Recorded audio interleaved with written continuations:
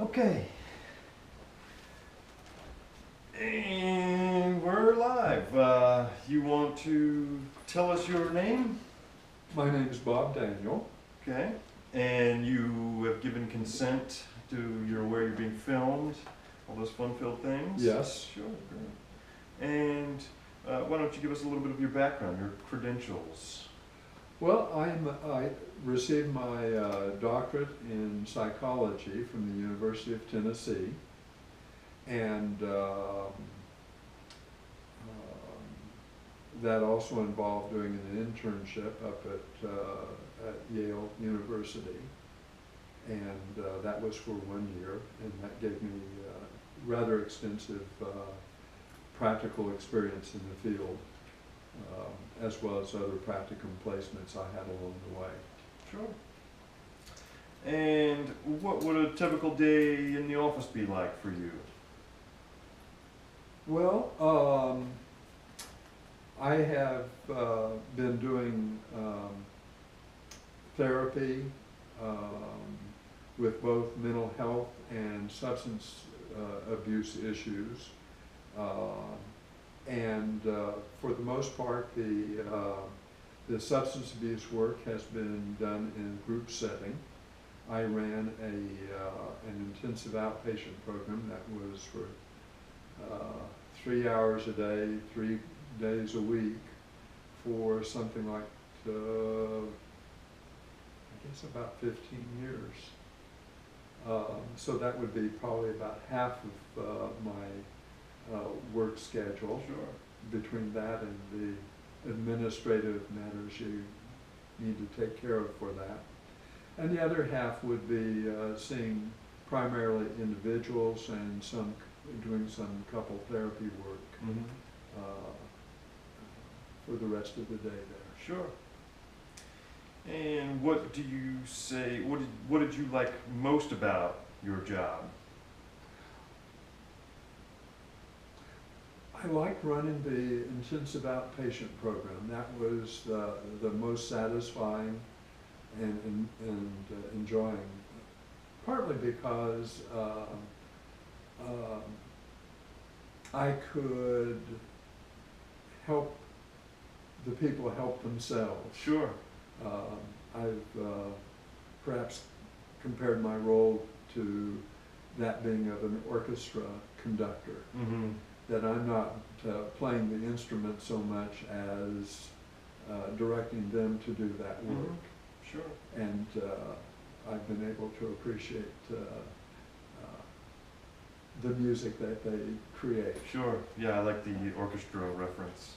And what about, what do you like least? Well, all the administrative stuff. Sure.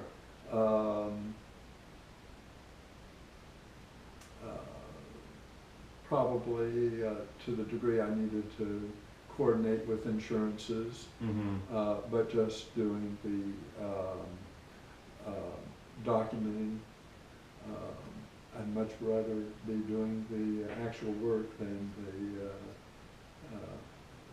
documenting of it. Sure. And what attracted you to this type of work?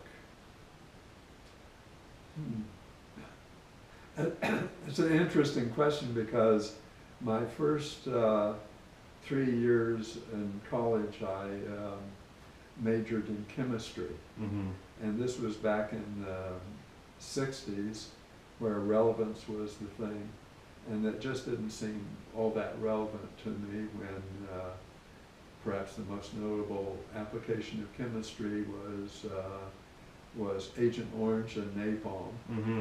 And so I discovered I could switch over into psychology, and that gave me more of a personal experience. Sure. Than anything in chemistry. And I initially was wanting to change the world and figuring I'd be a social psychologist, and that would be my jumping off point. But Uncle Sam called me instead, and that didn't turn out too badly because my position was as a social work psychology specialist, in the Army Sure. for 2 years. And so after I got out, that work was something that appealed more to me, the more the personal nature, Mm-hmm. rather than trying to deal with institutions or a higher level or a larger frame of reference there. Gotcha. So that's when I gravitated towards clinical psychology. Interesting. And how much education or training was required for your certifications and the licensing?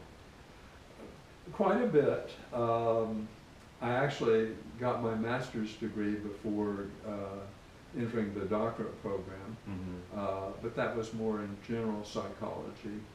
But the graduate program essentially is a 4-year program of classes, and that perhaps includes the dissertation, though it's more unusual to complete that dissertation in 1 year. And then there's the 1 year of internship on top of that. Sure. So it's a pretty time-intensive and work-intensive program that gives a lot of practical experience. And on top of that, Virginia has a requirement for a residency, which I did at the local community services board, local mental health, for a year. Now there are shorter versions for people going into a social work program or going after the licensed professional counselor, but they usually have a bit more added on for the licensure for getting the license, the certification. Sure. And how would you advance within a company in the field of human services and social work?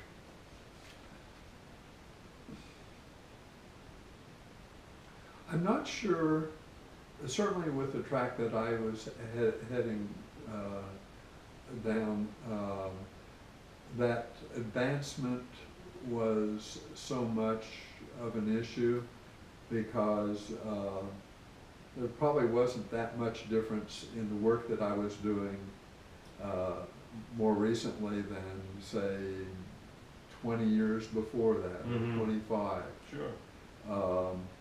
It's just a matter of developing my practice. And for me, getting into the substance abuse field really helped to expand my repertoire there. Sure. And your guesstimate on a salary range for the field of social work and human services? Okay. Of course, that depends a lot on the location you're in. And here it would be substantially lower than, say, in DC or New York or the Northeast. And the credentials make a difference as well. I would say for doing therapy, it's probably ranges somewhere between $40,000 a year to maybe $100,000 or more, depending on the degree that you are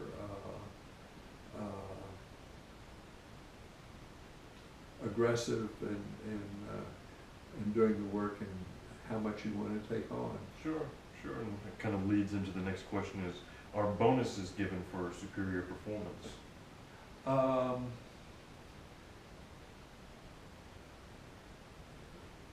In terms of doing the actual work, there's not so much in the way of a bonus. It's a percentage of the money that you bring in, Mm-hmm. but oftentimes that percentage goes up the more money that you bring in. So there's an incentive to do more work there. Sure. In terms of getting into more, in the way of a bonus, I think you'd have to take on more administrative responsibility Mm-hmm. for that. And what do you think are the top 2 personality traits someone needs in this field of work? Okay.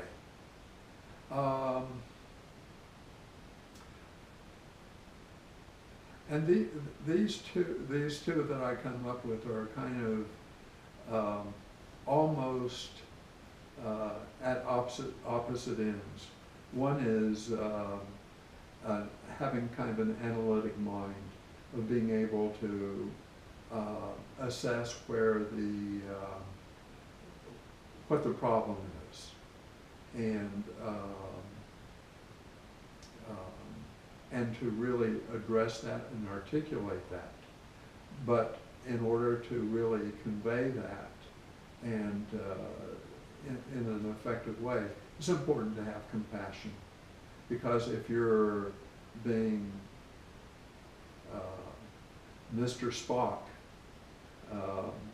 and being totally analytic about it without the connection of human emotions, not much is going to change. On the other end, if you have the compassion, but you don't have the ability to step back and gain perspective, then you could fall into what's called an enabler role, in which case, in the extreme, you could actually be killing someone with kindness, Mm-hmm. that you are discouraging their ability and readiness to help themselves when they can. Sure.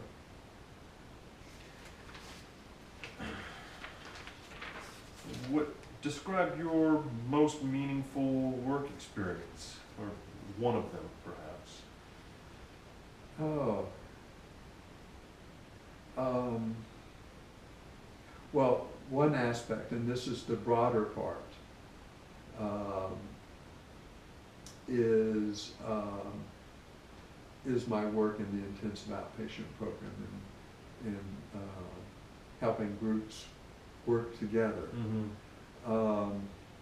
If I were to focus more on a smaller unit, it'd have to be work with one of my patients, and one of the things that I found meaningful is when I can help them connect with their own emotions about it. Mm-hmm. And in one case in particular, I'm thinking of being able to make use of humor to help them kind of break the ice with their own feelings. Sure. And gain a bit of perspective and not take themselves too seriously. Mm-hmm. And so I guess another way of saying that is when therapy can be play, but also dead serious. Sure. I like that. Describe a time when you saw a problem as a potential opportunity, and what did you do? Okay. Well,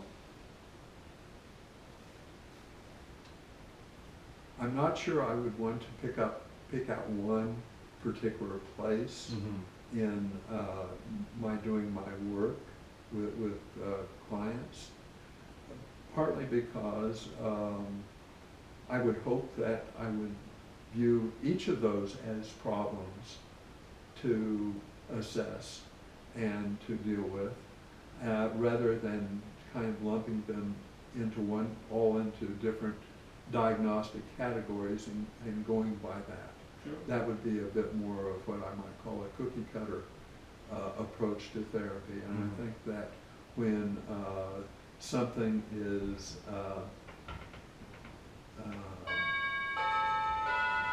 should we break here? It's my neighbor here.